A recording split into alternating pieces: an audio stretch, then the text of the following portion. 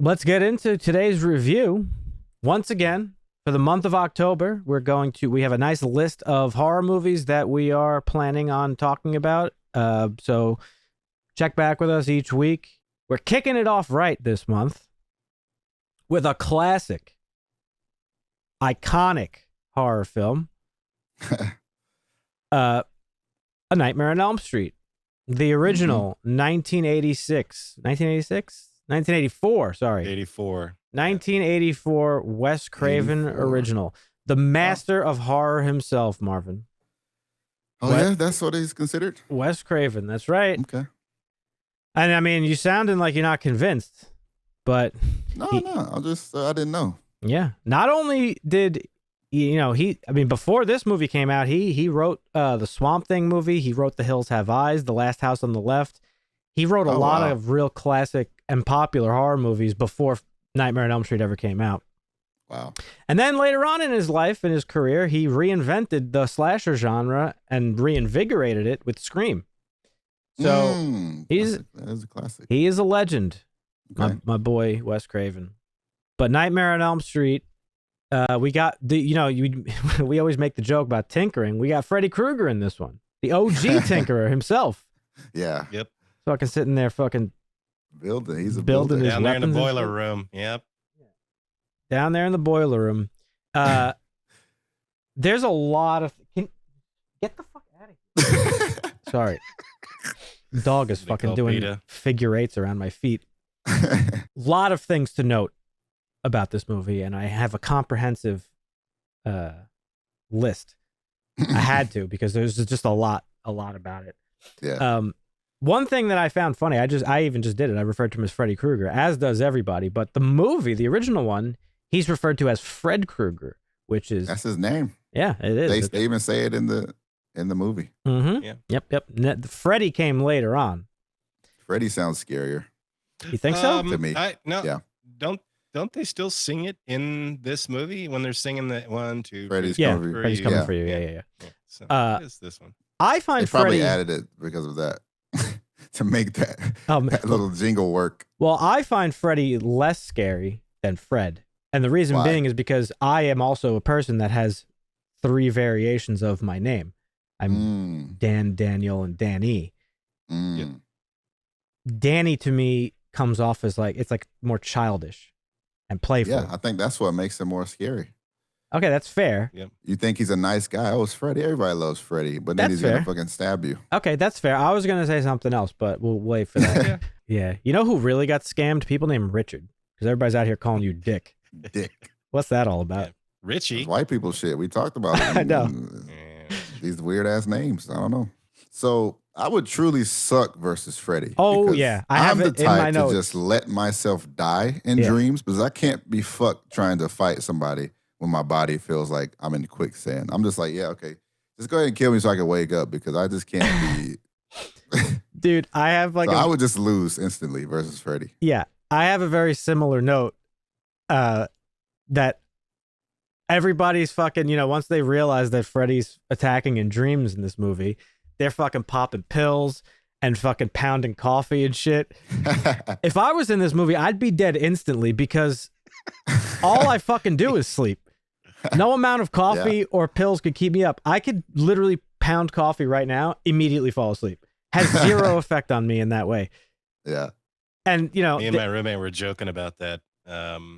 When she wakes up and she's all, damn it, you had one job. Yeah. One Just job. keep you awake. You That'd be should me. Bed, I'd man. just Yep. It's like breaking up with Glenn and fucking going to find a meth dealer to be your boyfriend because Yeah. you don't want to go to sleep. he'd be all like, Oh, yeah. Meth, well, I heard that shit keep you up for weeks. Easy. that's why in Breaking Bad, do you remember the meth couple where she was like, I just need some heroin to even out. Oh, come on, baby. But I have like the worst sleep schedule on the planet Earth, and I'm a heavy sleeper too, so I'll sleep through alarms. I got to set 12 alarms for myself to even wake up on time for some shit if I have to. There is nothing that's waking me up. I'm dead. I'm just dead. Write me off. Take care of yourself. Because I could sleep through a fucking bomb dropping. Yeah. But Whatever you do, don't fall asleep. That's Yeah. such a Whew, that's a fucking nice ass Yeah, it's a tagline. tough one. The anxiety you got to go through. Like, if I fall asleep, I might fucking die. Like, Good Well, Lord. It's actually layered, and it's one of the, I mean, it's the main thing that makes this movie stand out from all the rest of the time. This is one of the movies that followed in the path of Halloween, where Halloween set the new standard for what a horror movie specifically is.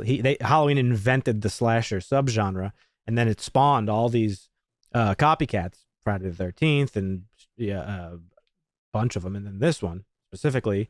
This is the one out of that whole wave of Halloween copycats that sort of really broke the mold. That's not to say all those other movies were bad, but this one was just so unique in concept that it's, no masks. What's so funny? I'm just laughing at the 80s cheese in this movie. Oh yeah, there's a lot of it. There's a lot of it. But it's strong. But like now you don't, there's no killer that's hiding behind a fucking mask, and there is something scary about being behind a mask. Like what's behind there? We've all discussed this before. We've seen the knives, we've seen chainsaws, we've seen pitchforks and sickles and scythes and all sorts of shit to kill people with. But the concept of this dude attacking you in your fucking dreams with a fucking glove that acts as an extension of him himself was completely unique and unheard of at the time. And there's some interesting things. I've seen interviews with Wes Craven before, and according to some interviews, there's a lot of stuff from his personal life that actually coalesced to create this character, and one of them was the name Freddy, was actually taken from a bully he had in school. They used to kind of torment him, so he took that and applied it to the character.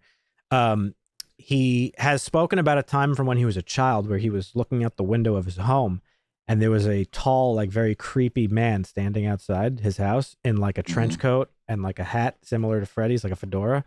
Yeah.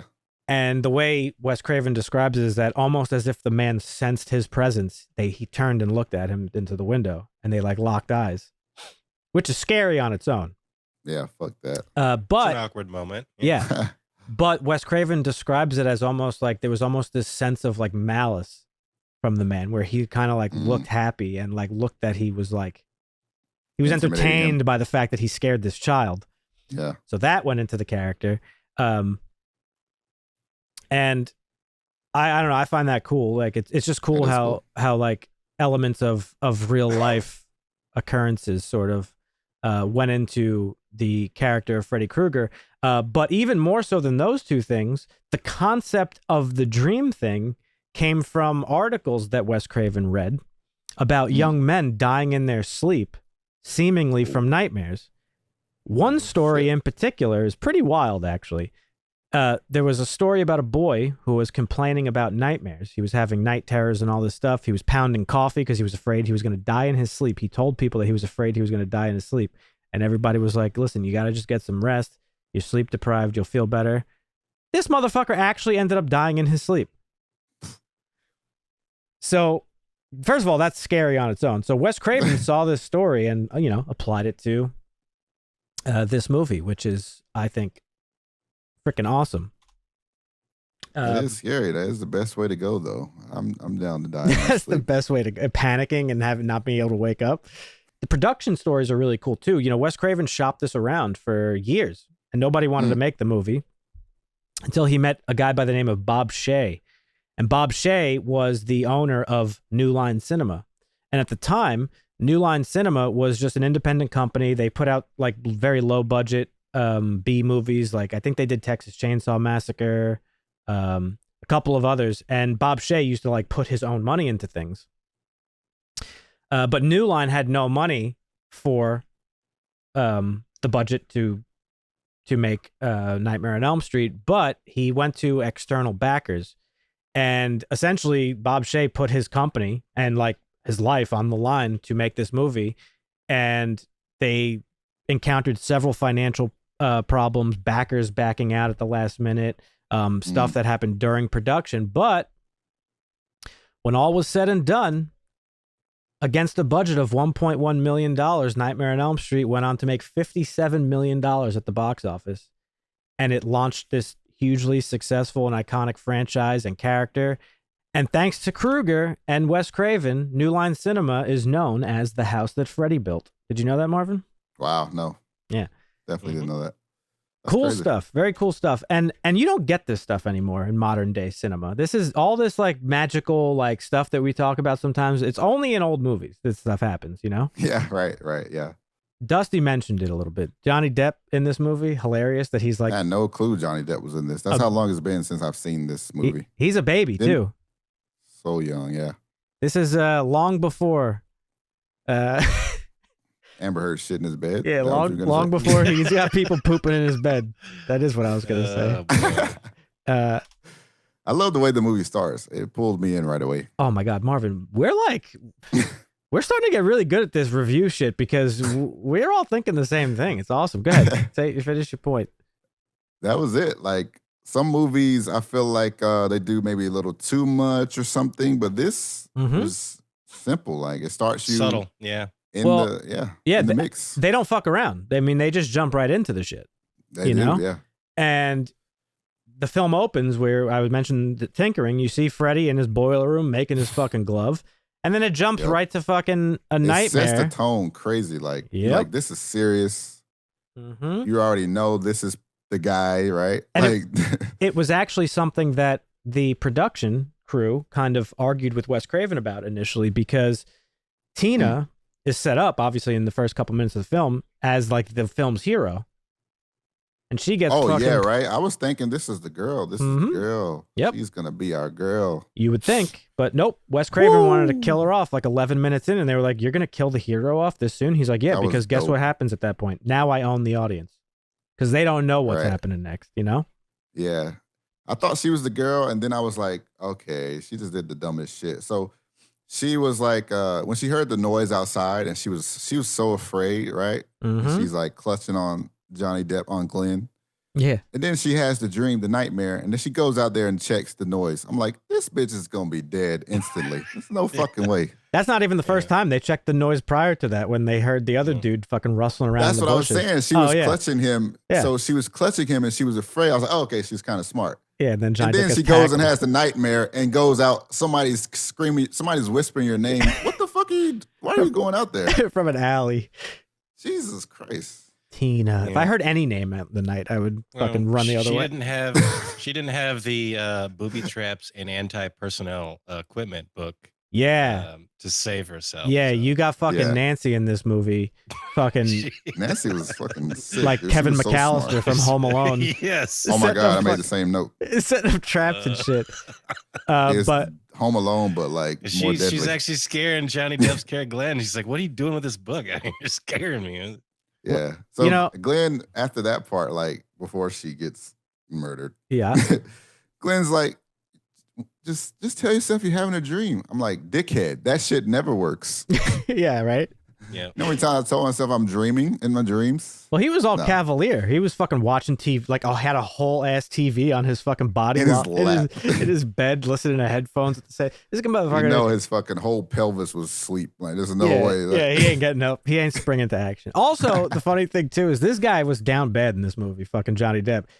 He's trying to get some. He's trying to get laid the whole movie. People are his friend got murdered brutally in the room next door, and the next day he's like, "Oh, you got your lights off? We gonna fuck?" And Nancy's got to be like, "One track mind, dude. Glenn, that's not what I'm talking about." They were the sex noises they were making were so extreme. Oh yeah. Oh yeah. Excessive. Yeah. Excessive. One of the things that I wanted to mention too, talking about Tina's death before we move on from it. It was so gruesome. You're right. It does set the tone for the movie. It's a huge thing, like we said, to kill off what is appearing to be the main person in the movie. But I was laughing hysterically this time around because she wakes up in a panic and her mom comes into the room to see 3 huge slices in her fucking nightgown, and her mom is like, "You have to cut your nails or stop fucking or whatever." Not. What did she say? You have to stop cutting your nails or stop dreaming. I'm like, what fucking nails did that? Does she have fucking talons? Is she a hawk? Like, what the fuck? Give me a break. The parents are pretty dumb in this. Heather Langenkamp is Nancy Thompson. She's gone on to become like a horror icon. Nancy as a character is probably just as iconic and popular as somebody like Laurie Strode sure. from Halloween. Yeah. And of course, the man himself, Robert Englund, who I wanted to ask you, Marvin. We mentioned this way back when we I reviewed Stranger recognized Things. him after you guys said that. Yeah. Did you recognize all the fucking elements that they pulled from this movie in Stranger Things with Vecna? Yes. Like even down to like the fucking dong when like shit's going crazy. Yeah. Yeah. I So love the sounds and the soundtrack of the movie. yeah, it's good. I thought it was good. Yeah, very good sound. As a motion graphics designer, I really like this title sequence where like the fucking cheesy horror title comes up. Yeah. But yeah, Robert Englund's obviously an icon in and of himself, and that's the really cool thing about this movie. What makes it so unique, and obviously this first film was intended to strike a certain chord. This was meant to be like a horror movie, and nobody knew how popular Freddy Krueger would become, and it wasn't really until the second film that Freddy's popularity really came out to where it's not even about. People don't even come to the movies to be scared anymore. They're coming for like Freddy's charisma and his jokes and his comedic timing, and like that's the character, right? And it's it stands him apart from every other horror movie villain. And I would say I don't even think it's an argument. I would say that Freddy Krueger is probably the most iconic horror movie villain out of all of them, out of Ghostface, out of Jason, out of Michael Myers. I think Freddy's like the number one guy. He's got to be. Speaking of Robert Englund, another cool thing too is that I don't know if you noticed, but he's got like this like lean posture in the movie. I was reading about that. Like, he put the glove on and it was heavy. Yeah, and he just kind of stuck with it. Yeah, that's cool. I like that. I love. So even down to like the that. posture, he's Freddy. Yeah, he's the guy. He is the guy. Yeah. I love how quickly in the movie they slip into the nightmares. Oh my God. Like when she dozes off in the classroom. Note for note, Marvin. It was great. I was like, damn, she's really about to fall asleep. And then just like that, she falls asleep and it's instantly nightmare. Yeah. Well, actually, I don't want to argue with you a little bit, but I wouldn't use the word instantly. And I think that's one of the things that makes this movie so great. Okay. It's that I personally feel that they, I mean, watching it after all this time, like what's happening, but I think they do a really good job of blurring the line between dreams and the waking world. Yeah, they do. And that like during those scenes, those transition scenes, you never really quite know the point of transition. Yeah. And I've always loved that. It's not until like there's like an actual evident like, oh, okay, she's in her dreams. Yeah. Right. Well, I think the classroom one was pretty obvious because she sees her dead friend like talking to her. Well, yes, that's what I'm saying. That's the point where it becomes obvious. But prior to that, it gets a little bit strange, and you're like, wait, okay. Right. One of the things that the movie was shit anyway, but the remake that they did a couple years back, the transition, like there was fucking, they were in like it was basically looked like the Upside Down from Stranger Things. Whenever they were in a dream world, like you just knew. Kind of like Dead by Daylight. Yes, exactly that. Yeah. It was exactly because the Dead by Daylight one was based off of the remake, not the original, because of rights or whatever. Up. Yeah, got it. Each nightmare felt pretty creative and scary, I think. Yeah, and that gets even more so later in the franchise. Forward to like, okay, what's he gonna do in the next one? And and that's such a that's like a strength of utilizing this type of like never before seen concept of like somebody chasing you in your dreams. Like you're in a dream world now, like anything could happen, right? You're no longer like bound to physics or reality or all that stuff. Right. I probably wouldn't see this movie for about a decade after it was released. It was scary then. I've seen it so many times. It's not scary or even thrilling to me anymore. It's fun and it's funny. Mm-hmm. It is, and that's what this movie is. I don't know that it necessarily holds up like some of the chase scenes where the girls are running away. It's He's like, are you like jogging or wacky inflatable what are you doing there? Guy running down the street? So like some of the cinematography and stuff is a little bit dated, I guess. Yeah. But like you guys were saying before, though, like the story itself, the way it develops, the originality of it all, just makes it a great movie. So enjoyable regardless. Talking about cinematography a little bit. This movie had so much ingenuity in it. They had to craft a room for two very iconic scenes. One being the blood fountain scene. Oh yeah. When Glenn dies, and the other being when Tina dies and she's getting tossed around the ceiling. And what they did was they made a room that was able to spin around. And holy shit. They nailed all the shit in place and they had the camera fixed. And she's literally getting fucking tossed around this room. Yeah. And it wasn't motorized. It was by fucking hand. Wow. So they built it specifically for that scene. That's crazy. Yeah. Yeah. They built it specifically for that scene. And she's talking about how, like, you know, she's getting fucking vertigo and like fucking puking and all sorts of crazy shit, as you would expect from being fucking, like, she at a point she didn't know if she was falling or on the fucking floor. Like, it was very threw her whole shit off. Yeah, it's got to be disorienting. For sure. Yeah. But because they built this whole elaborate set and sunk money into it, they decided to use it for another scene in the movie, which was the Johnny Depp death scene. Right. And in that one, they had a bunch of barrels of fake blood that they pumped into the room with like a 6-inch fucking tube. And obviously it's pouring downward, but in the film it looks like it's going up. But the script called for it to actually go up the walls and eventually travel and do a little bit something different. But while they were spinning it, because of I guess they didn't think this through, because the weight of the liquid in the room threw the whole like weight of the room off. So when they were spinning it, they lost control of it.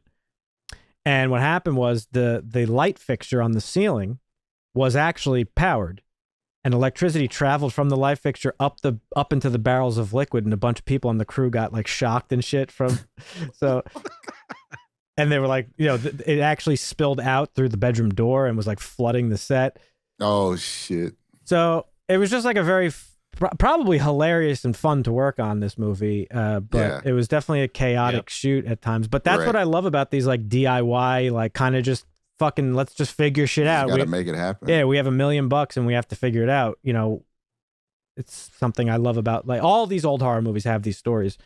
So our girl is pretty smart, right? She is, yeah. She finds out pretty fast she needs to stay awake. Any means necessary. Oh yeah, she's popping. We talked pills. about it earlier. She finds the stay awake pills. Oh, if you're move a coffee pot to her nightstand under her fucking bed, she's just I got a full coffee brew. maker under the bed was fucking OD, bro. I was laughing so chill. hard. Her mom comes in, doesn't even smell the shit. She literally pulls out a full fucking coffee maker and pours herself a cup. That shit was hilarious. So going back to like the 80s cheese, there's a lot of classic horror movie tropes that really started in these 70s, 80s horror movies. My favorite one, and everybody's favorite one, is that like if you have sex, you're dead. You're over. Dead. Yeah. Don't nut. There is no saving you. Like, why can't these killers just let these teens have sex? Hold it in. Hold it in. Actually, you're gonna die either during sex or right after. Yeah, most every time. Jason's probably got to be the worst offender, though, right? You know, Jason will come up and just stab you like mid nut. He don't give a fuck. He don't even let you finish. Fucking like you're getting fucking raptured. It's every time you're like this, like yeah, and chop then you just your get head stabbed in the back every time. Yeah, with a fucking like barbecue fucking skewer or some shit. Let her get on top, guys. Yeah, take it back. Yeah, she dies first. I actually looked into. Let her die first, guys. I actually looked into this and how this sex trope started, because it's very pervasive throughout all these 80s horror movies. Dude, yeah. When you said that, I immediately thought of like so many different instances of that. Some say it started as early as Psycho, because in that movie at the time it was a different time period, so like sex in a movie was like a no. But there are like they hint at it in Psycho that she's having sex before the famous like stab scene.